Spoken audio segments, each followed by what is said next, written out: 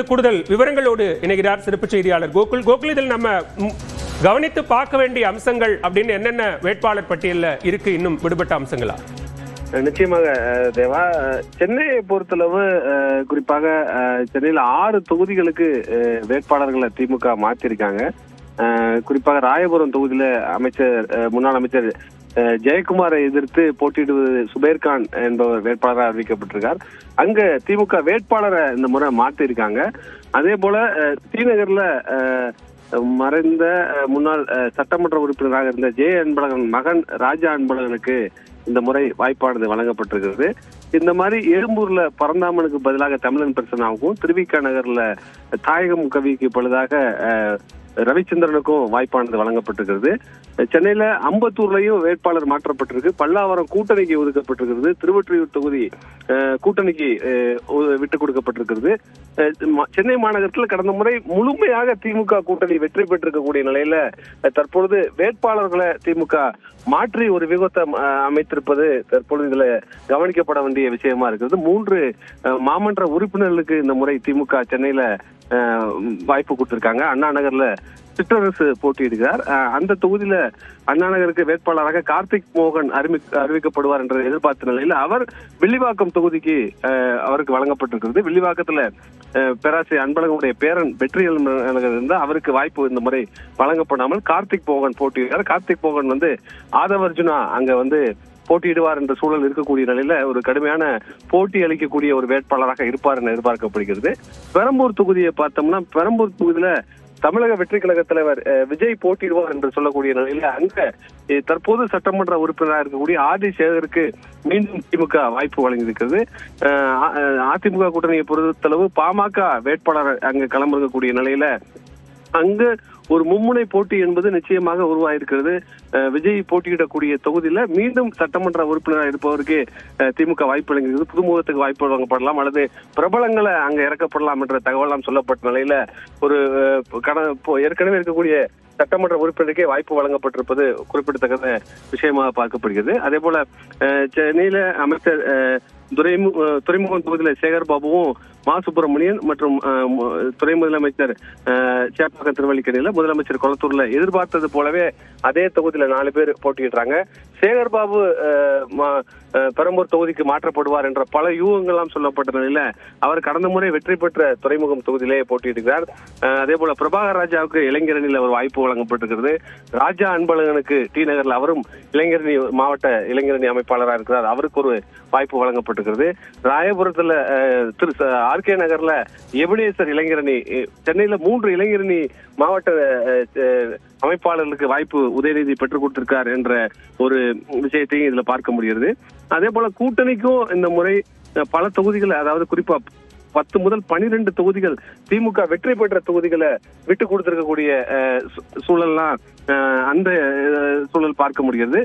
தொடர்ந்து அமைச்சர்கள் 3 அமைச்சர்களுக்கு இந்த முறை வாய்ப்பு வழங்கப்படல. அது பத்மநாபபுரம் தொகுதி கூட்டணிக்கு போயிருப்பதால் மனோ தங்கராஜுக்கு வாய்ப்பானது வழங்கப்படவில்லை. ராணிப்பேட்டை தொகுதியில காந்திக்கு பொழுது அவருடைய மகனே வேட்பாளராக அறிவிக்கப்பட்டிருக்கார். அதே போல கயல்வெளி செல்வராஜ் 3 பேருக்கும் வாய்ப்பு வழங்கப்படல. மற்ற பெரும்பாலான அமைச்சர்கள் அதே தொகுதியில மீண்டும் போட்டியிடக்கூடிய ஒரு சூழல் இருக்கு. இதுல முன்னாள் அமைச்சர் செந்தில் பாலாஜி தொகுதி மாறி இருக்கக்கூடிய விஷயத்தை பார்க்க முடிகிறது. அவர் கரூர் தொகுதியில கரூர்ல மாவட்ட செயலராக இருக்கிறார். ஆனால் கொங்கு மண்டலத்துல திமுகவுடைய பொறுப்பாளராக இருந்தார். அமைச்சராக இருக்கும் போது கோவை மாவட்ட பொறுப்பு அமைச்சராக இருந்தார். அப்படிப்பட்ட சூழல்ல கோவை தெற்கு தொகுதியில இந்த முறை வேட்பாளராக அவர் அறிவிக்கப்பட்டிருக்கார். கோவை தெற்கு தொகுதி என்பது கடந்த முறை கமலஹாசன் போட்டியிட்டு தோல்வியடைந்த தொகுதி. வானதி சீனிவாசன் வெற்றி பெற்ற தொகுதி.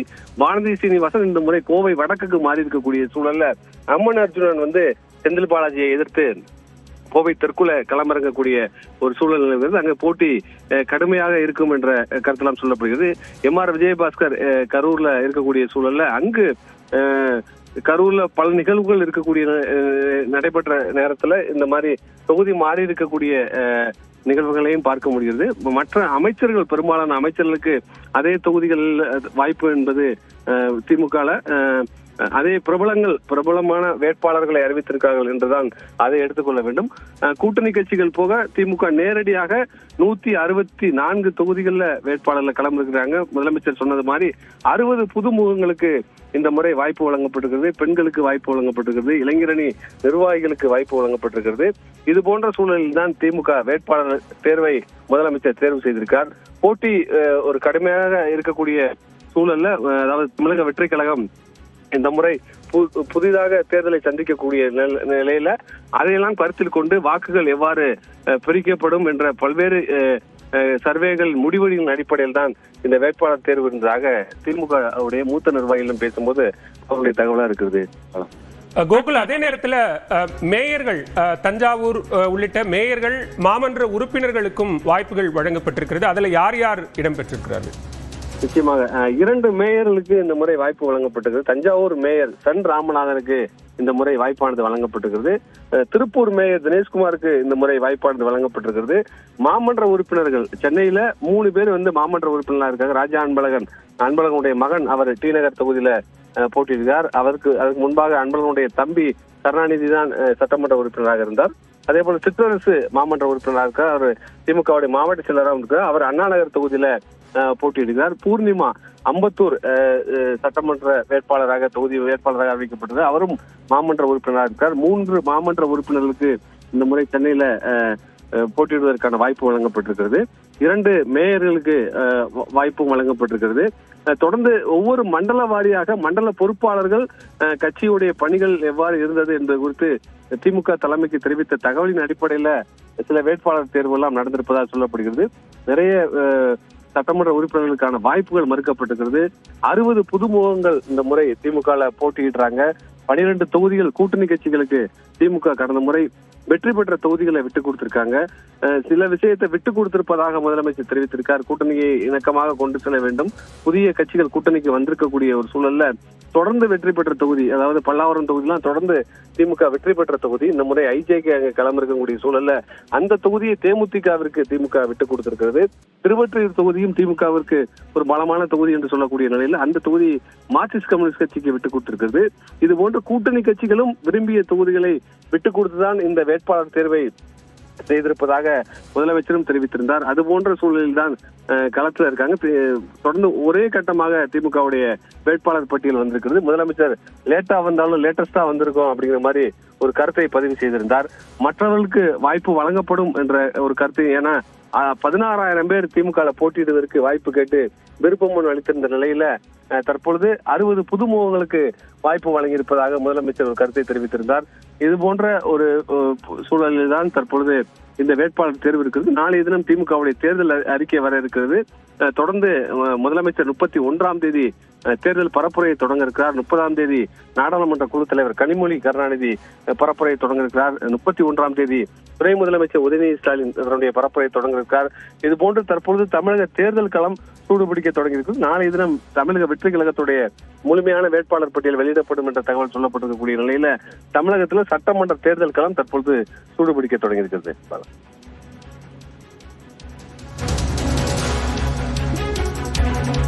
கோகுல், அதே நேரத்தில் முன்னாள் அமைச்சர்கள் அப்படிங்கிற இடத்துல மனோ தங்கராஜ், ஆர் காந்தி, கயல்விழி செல்வராஜ் 3 பேருக்கு வாய்ப்பு மறுக்கப்பட்டிருக்கிறது. இதற்கான காரணம் என்னவா இருக்கு? மனோ தங்கராஜுக்கு அந்த தொகுதியானது கூட்டணிக்கு விட்டுக் கொடுக்கப்பட்டிருக்கிறது. தொடர்ந்து மார்க்சிஸ்ட் கம்யூனிஸ்ட் கட்சி எங்களுக்கு கன்னியாகுமரியில ஒரு தொகுதி இந்த முறை எங்களுக்கு வழங்க வேண்டும் என்று பேச்சுவார்த்தையின் போதே தெரிவித்தார்கள். அப்ப விளவங்கோடு தொகுதி எங்களுக்கு வழங்க வேண்டும் என்று மார்க்சிஸ்ட் கம்யூனிஸ்ட் கட்சி தெரிவித்திருந்த நிலையில பத்மநாபபுரம் தொகுதியை திமுக அவங்களுக்கு விட்டுக் கொடுத்திருக்கிறது. திமுக கடந்த முறை வெற்றி பெற்று அமைச்சராக மனோ தங்கராஜ் இருந்த தொகுதி, அந்த தொகுதியை விட்டுக் கொடுத்திருக்காங்க. அதற்கு பதிலாக கன்னியாகுமரி தொகுதியில இந்த முறை திமுக நேரடியாகவே கடந்த முறை திமுக தான் போட்டியிட்டாங்க. இந்த முறை கன்னியாகுமரி தொகுதியில திமுகவே போட்டியிடுறாங்க. மார்க்சிஸ்டுக்கு ஒரு தொகுதி விட்டுக் கொடுக்க வேண்டும் என்ற அடிப்படையில் தான் அந்த அமைச்சருக்கு வாய்ப்பு வழங்கப்படலை என்று சொல்லப்படுகிறது. ராணிப்பேட்டை தொகுதியில அமைச்சர் காந்திக்கு வாய்ப்பு வழங்கப்படவில்லை என்றாலும் அவருடைய மகன் வினோத்துக்கு வாய்ப்பானது வழங்கப்பட்டிருக்கிறது. அவருக்கு வாய்ப்பு கேட்கும்போது அவருடைய மகனுக்கும் வாய்ப்பு கேட்டிருந்தார். முதலமைச்சர் அவருடைய மகனுக்கு இந்த முறை வாய்ப்பு வழங்கியிருக்கார். அதே போல முன்னாள் அமைச்சர் பொன்முடி திருக்கோவில் தொகுதியில தொடர்ந்து 1989 இருந்து இதுவரை சட்டமன்ற தேர்தலில் பொன்முடி போட்டியிடாமல் இல்லை. இந்த முறை சட்டமன்ற தேர்தலில் அவர் போட்டியிடவில்லை என்பது ஒரு முக்கியத்துவம் வாய்ந்ததாக பார்க்கப்படுகிறது. அப்போ 2 முறை தோல்வி அடைஞ்சிருக்காரு, 6 முறை பொன்முடி வெற்றி பெற்றிருக்கார்.